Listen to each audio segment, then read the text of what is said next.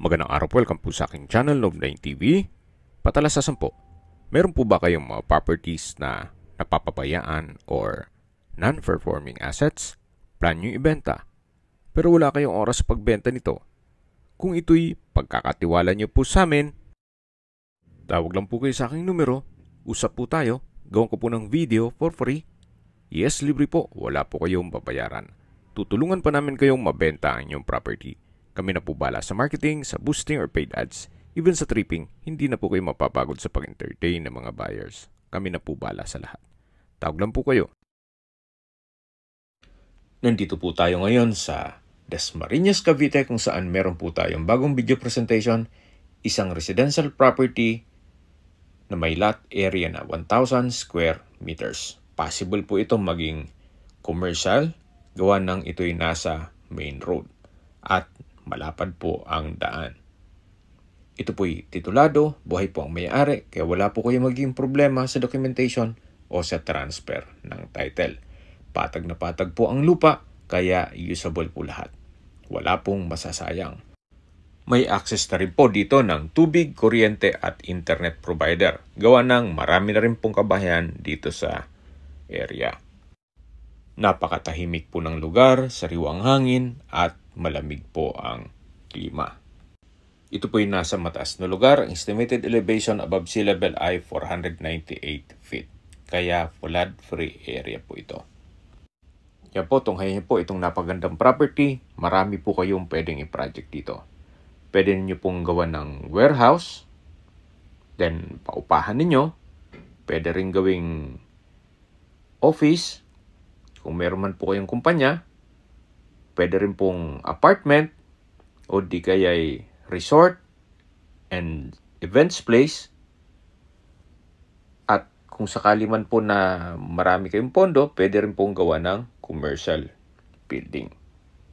Pwede rin po itong gawing garahe ng heavy equipment o truck o di kaya'y bus, gawa ng malapad naman po ang frontage nito.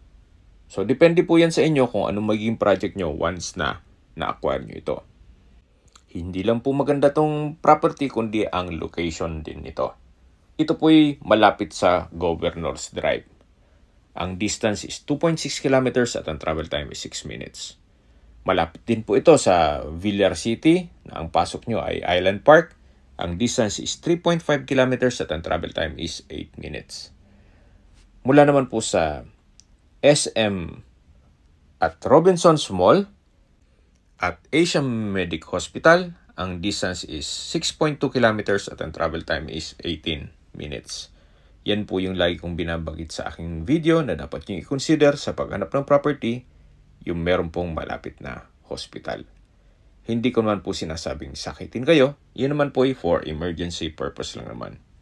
At mula naman po sa South Luzon Expressway, Carmona exit, ang distance is 14.4 kilometers at ang travel time is 25 minutes. Mula naman po sa Manila o sa airport, ang distance is 34.2 kilometers at ang travel time is 1 hour and 9 minutes. Okay, sa mga nag-skip po ng video, summarize ko lang po. Ito pong property ay nasa Dasmariñas, Cavite at may lot area na 1,000 square meters. Ito po ay titulado at buhay po ang may-ari. Along Barangay Road po ito, kaya possible po maging commercial area. Sa presyo na po tayo, binebenta po ito ni owner sa halagang 11,000 pesos per square meter. Kung may mga katanungan po kayo, tawag lang po kayo sa aking numero. At sa mga kababayan naman natin nasa ibang bansa, meron po akong Telegram. At sa mga iPhone user naman may iMessage. Meron din pong Imo, Skype, Viber at WhatsApp. Same number lang po, 0917-316-3399.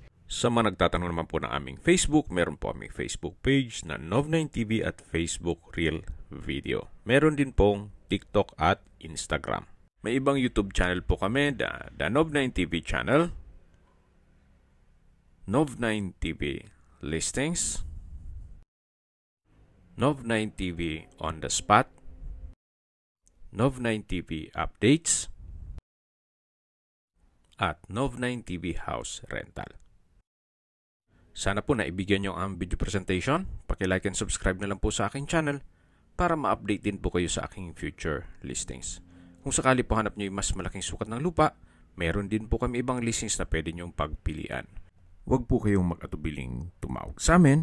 Then, let us know your budget para malaman namin kung anong property pwede naming ilog sa inyo. Sa lahat pong viewers, subscriber at nagtiwala po sa amin, salamat po sa suporta. Ingat po kayo lagi at yung pamilya. Maraming salamat po.